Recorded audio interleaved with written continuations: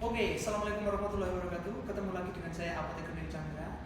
Di sini kita akan ngobrol-ngobrol dengan siapa Mas? Sebutkan namanya? Mas Subaidi. Ya, Mas Subaidi. Jadi Mas Subaidi ini adalah perawat ya. Jabatannya di sini adalah kepala perawat, betul Mas? Betul. Ya, ini adalah kepala perawat Mas Subaidi. Jadi saya akan menanyakan pertanyaan yang klasik untuk Mas Subaidi. Ya. Yang pertama adalah menurut berita Mas Subaidi ya. Ini saya bacakan dulu beritanya. Boleh. Oke. Nanti setelah saya bacakan Mas Subaidi mengomentari. Jadi menurut berita tanggal 16 Maret ya, itu RRI ya, rri.co.id.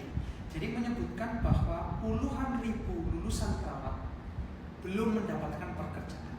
Nah, ini ada sumbernya dari data menunjukkan bahwa 22.000 sampai 40.000 lulusan perawat itu belum mendapatkan pekerjaan. Seperti itu Mas. Jadi Mas Subaidi kan termasuk senior. Itu bagaimana sih menurut Mas Subaidi itu jika ada teman-teman yang belum mendapatkan pekerjaan? Silakan Mas Subaidi. Baik, terima kasih Pak Nio. Saya sampaikan bahwasanya dari pengalaman saya sebelum kerja di klinik UB tahun 2016 pernah pengalaman jadi perawat asisten dokter gigi.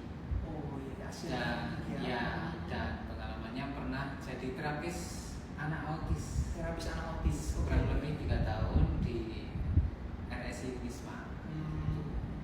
Terus di situ saya melanjutkan profesi nurse di kampus Malang. Setelah lulus dari profesi nurse, saya coba melamar kerja di klinik UB tahun 2016 sampai sekarang. Sampai sekarang. Oke. Jadi kalau menurut Mas Subaidi bercerita itu, jadi untuk misalkan lulusan perawat tidak punya pekerjaan, sebenarnya banyak pekerjaan lain gitu ya. Betul. Okay. Banyak. Nggak harus menuntut di bidang kesehatan aja. Di mana ada peluang kita cari pengalaman supaya nanti pas di dunia keperawatan kita bisa dipraktikkan atau kita bisa mengarahkan ke pasien yang lebih baik lagi. Oke. Kalau ada nggak kejadian lucu waktu Mas Subaidi itu merawat anak-anak autis? Atau kejadian yang luar biasa menurut Mas? Kejadian saya waktu di RSI Wisma itu pernah saya kena tendang, kena hajar. Itu pasiennya tantrum, tiba-tiba mukul mata saya, nendang dada saya, dan akhirnya saya masuk ke UGD. Itu UGD Wisma. Langsung saya diperiksa sama dokter umum. Alhamdulillahnya tidak apa-apa, cuma trauma otot aja.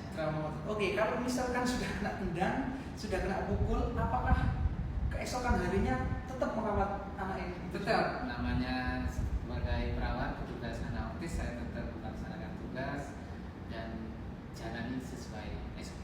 Oke, jadi menurutnya Mas Subaidi itu ternyata meskipun beritanya sampai 20.000 orang yang lulusan perawat itu belum dapat pekerjaan, tapi masih banyak pekerjaan lain gitu. Betul. Terus kalau misalkan menurut Mas Subaidi, untuk pekerjaan keperawatan sendiri itu harus basicnya dimulai dari apa? Misalkan perawat itu harus punya ini loh untuk menjadi perawat yang bagus. Kalau menurut saya sebagai perawat, dari pribadi saya harus meneladani ilmu keperawatan, harus sabar, harus menggali ilmu, update keperawatan lagi. Terus yang penting ke pasien itu harus Empati atau ada kepedulian gitu. betul peduli.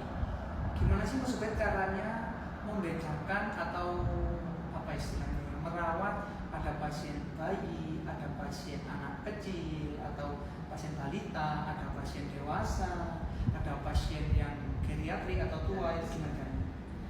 Untuk di dunia keperawatan dalam melakukan perawatan ke pasien,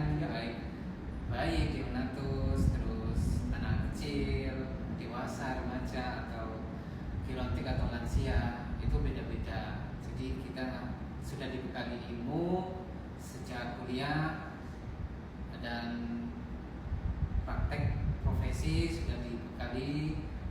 Jadi kita menerapkannya mengikuti dunianya mereka. Oke, Atau pengalaman di ruang jiwa, rumah sakit jiwa. Jadi kita jangan ikut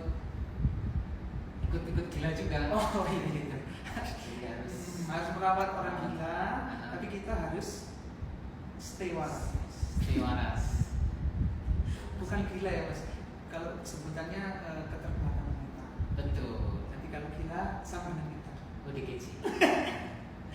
Oke, begitu aja wawancara saya dengan Bapak Subaidi. Nantikan video selanjutnya, kita akan bertemu lagi dengan sesi tanya jawab. Dadah. Dadah.